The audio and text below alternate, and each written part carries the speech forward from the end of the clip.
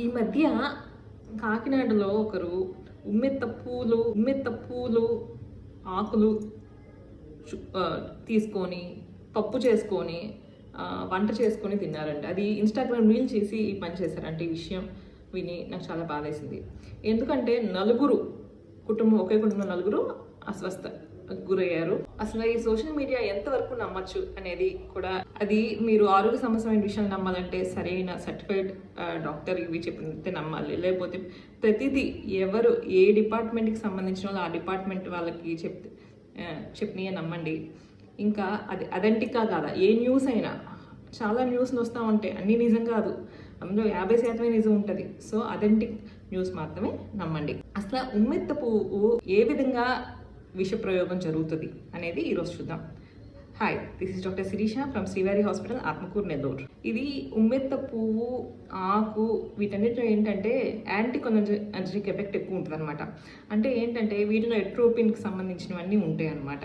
దీనివల్ల చర్మం అంతా వేడెక్కిపోవటము, ఇంకా కళ్ళు కనిపించకుండా ఉండటము, కనుబొమ్మ లోపల నల్లగుట్టు ఉంటారు కదా అది పెద్దదైపోవటము, కళ్ళు కనిపించకుండా ఉండటము, చర్మం అంతా వేడిగా అయిపోవటము, ఇంకా నోరు చర్మము ఇదంతా ఎండిపోవటము, ఇంకా యూనరీ బ్లడ్ అంటే టాయిలెట్ వచ్చే మార్గం ఉంటుంది కదా అదంతా టాయిలెట్ అంతా నిండుకొని బయటికి రావన్నమాట.